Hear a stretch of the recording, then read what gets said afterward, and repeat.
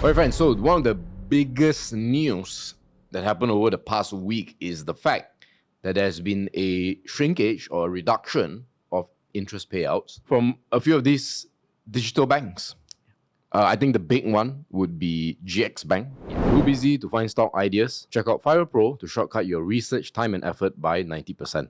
10% off link in the comments and description.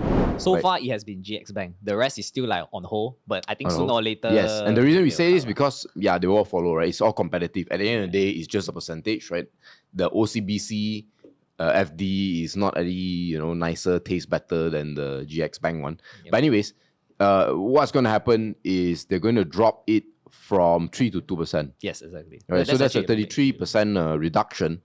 It's quite a lot. I use GX Bank. I always like to see the interest come in every day actually, but now it'll be less. Yeah. So the only time that I use GX Bank is when they have the promo where they give you the free 20 ringgit when you deposit 100 ringgit. And also the transfer fee, another 8 ringgit. So that's about it. And I don't use GX Bank. So normally investors are people in general are very rational. When they see things that is high, they'll go for it. Once things start to drop, the benefits start to drop, obviously they'll jump ship to another places. So that's the tough part about when you offer things for free for a long time. And then you suddenly charge like 1 ringgit to be like, oh, why 1 ringgit? It's like you want to make profit from me or something. So that's that. But to be fair to GX Bank, I think the entire interface and everything is very, very good. So that is a big plus point. But of course, the interest is dropping. Yep, exactly. And you can use this actually as your risk-free rate, which we're going to be discussing on the dividend yield side of things, or why risk-free rate is actually an important component. Because number one, that is where investors will park their money at, because it's relatively safe or relatively stable. That is what is promised by some of these fixed deposit, right? They say that you can earn 3 to 4%. So in Malaysia, 3 to 4%, I think that is the most conservative figure. I don't think I will put 5% because that's a little bit too high unless you're investing in the US. So speaking of the US, you can see that the treasury yield right now for the short term, it is at around 5.33% as of July 2024.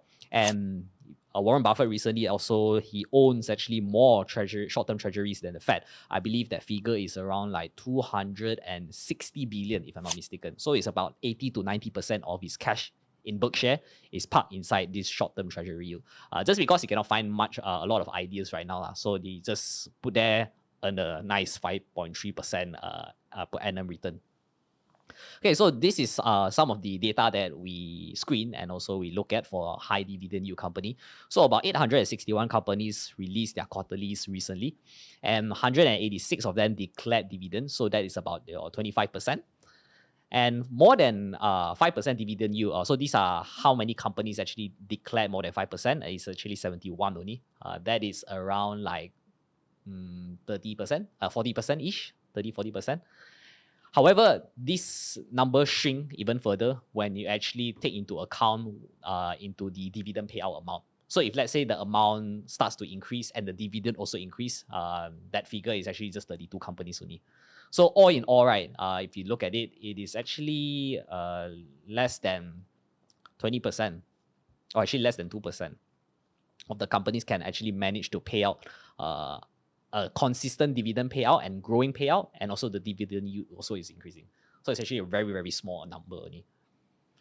Okay, so there's a myth over here that I say, I know this is going to be very weird because it's a growing high dividend yield. So what is growing high dividend yield? Yeah, we need the definition. Okay, so high dividend yield, I think you guys know already, which is how much the company can pay in terms of dividend amount. So your dividend amount divided by your share, that's your dividend yield. So if let's say the more amount they pay, higher the dividend per share, potentially the dividend yield will increase. And the same also if let's say the share price go down, the higher the dividend yield. Growing high dividend yield, what this means is that your dividend payout is increasing and the share price is actually also potentially maybe increasing or remain the same. So that is my definition of growing high dividend yield. Considering paying dividend and also share price is growing also at the same time. But does that necessarily translate a higher share price when your dividend payout is actually increasing over years? So we can check out a few case studies over here. So the number one, FPI, I think this is no stranger to everyone. It's quite a famous company recently because of their high dividend Because our payout. good friend Casey Chong promoted it, right, Yes. for almost a decade. Correct. So if you look at the dividend payouts, just amazing. I mean, from 3 cents in 2014 up to 23 cents, it's like a 7x increase in just 9 years. So yeah, that's why they are known for their consistent and high growing dividend payout. And also, if you check out their dividend yield, is actually also very high. It's like 6.97% as of 2021. So if let's say you buy that FPI on that particular financial year date, and the dividend yield is actually 6.97%. If you held that share since 2021 until 2023, that yield will actually grow to 8%. So that is what I mean by high growing dividend yield. Now, the reality is that if you look at that time frame, the FPI share price actually dumped 20%. I guess you're probably closer to flat because of the dividend. Yeah, it could be. Yeah, maybe a little bit only. Yeah. But then it's still quite a big downfall, even though after you collect the dividend. And the reason is actually very, very simple. If you look at the numbers, so far it looks very healthy, but there is some sort of like a drop in terms of revenue. That's number one. Profit, that one is still fine. It's because they are managing their costs pretty well. But if you look at free cash flow, also this one start to like drop a little bit. So what this tells you is that most likely how they are paying their dividends. Obviously, some of the money will be coming from their operation, which is free cash flow, but some of the money will actually come from their cash balance also, because they are a huge net cash company. So in the future, if let's say this company continue to pay out dividend from their cash, also is not a good sign, because you're not really growing your business. I mean, if you look at the revenue, right, I mean, you're not really capturing much of a market share, or maybe it just means that your customer is not ordering more from you. Probably it's also because the business or industry is not doing that well. So yeah, you need to look at the numbers in terms of revenue, income, and also free cash flow. Another number that you need to look is the return on capital, or return on invested capital. So they had a peak at 30% in 2022, but that number start to decline. But it's still quite high at 28%, but we're not sure whether this number will continue to fall. But so far, the outlook is that the audio speaker industry right now, it is kind of like a toned down already. Flattish already, or actually dropping. Just because previously there was a COVID and there's a lockdown. So a lot of people want to use like a better audio equipment for their gadgets. But when things are start to like normalize, I think also the speaker market will start to like taper and normalize as well. So that's why you start to see a fall in return on invested capital.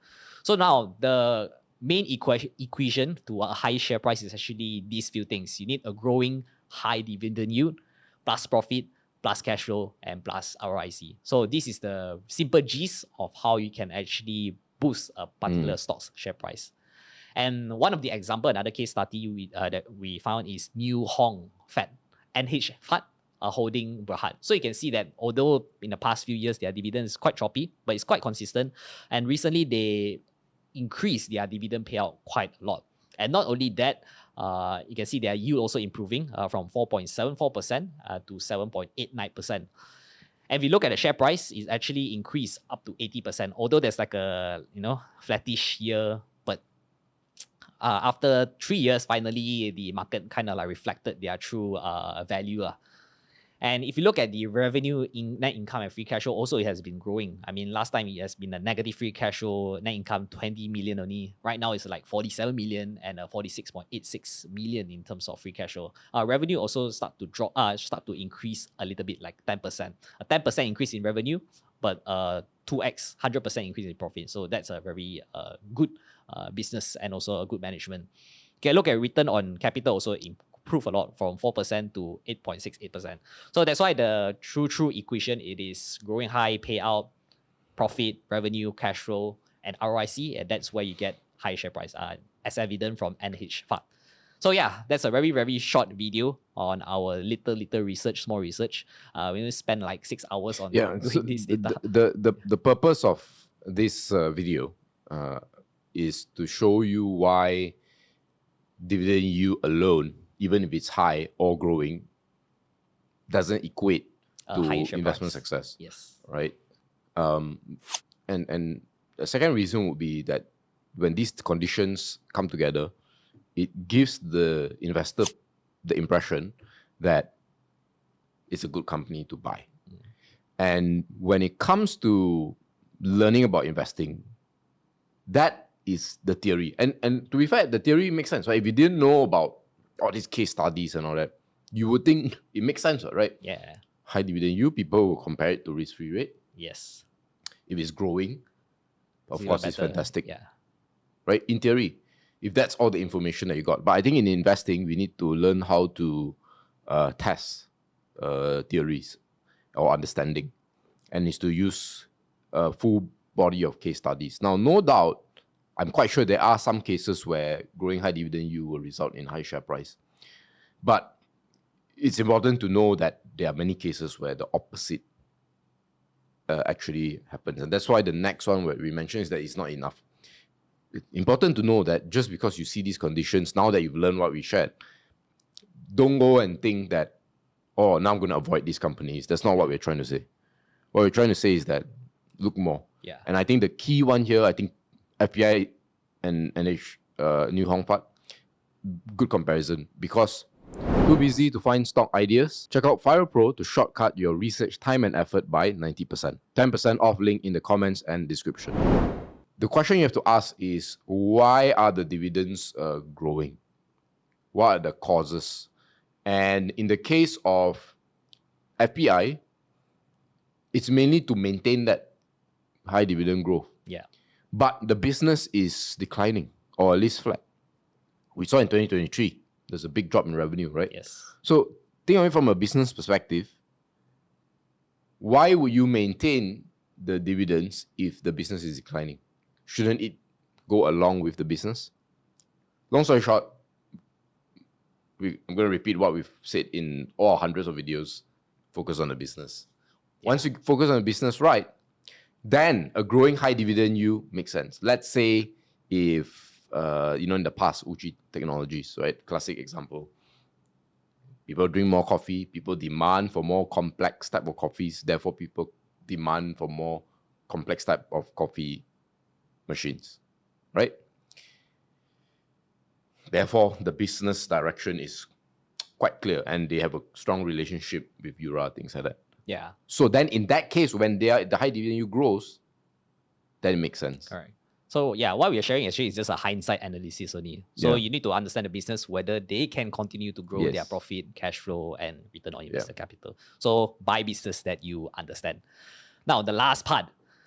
Some of you guys may be wondering, what are the 32 companies? Yes. Well, we are not going to share here. It's because we're going to be sharing, most likely, with the Yes. Fire Pro program. So if you want to know more, we haven't shared with our Fire Pro yet, but Yes. sooner or later, it's going to be released over there. If you want to know more, you can check out our Fire Pro. Right now, our return is up 40%. This high dividend yield, I think, is more suitable for the boring portfolio. So if you are keen, or if you are a conservative investor, you love dividends, you can check out the boring portfolio. Right now, it is actually up 6% instead of 4.63%, thanks to one of the companies that announced their quarterly is a very, very great quarterly earnings and also a higher dividend payout. So it's just now exactly what I mentioned in the case study. They are reporting better earnings, better cash flow, and also more dividends. So that's why their share price actually start to rally a little bit. And yeah, so that's the boring portfolio. If you want to know more about Catalyst, Catalyst is more on short-term trading style. This one I have been, reducing the activities of short-term Catalyst trading, just because the market is right now is not too good for this type of strategy. And the last one is Fire Pro. If you want to know how we write our best ideas, how we analyze companies, how we do risk management, how do we do look at the numbers, how do we decipher all of these kind of things, make sure to check out Fire Pro. I think we got I forgot what's the number. I think it's like 200 over management notes already. 233, I think. Yeah. It's a huge number. So if you want to know more insights about companies, you can check out Fire Pro. Yes, sir. And if you want to get a taste of it, you can check out a free sample. We wrote 2 write-ups over there. You can just watch it for free. We also input our SIB program on modes. So if you want to know more on how what are the modes that we How talk we about, analyze companies. how we analyze companies, make sure to check out there. It's totally for free. The link will be in the description and comments down below. So that's about it for today's video. We'll see you next week. Bye-bye.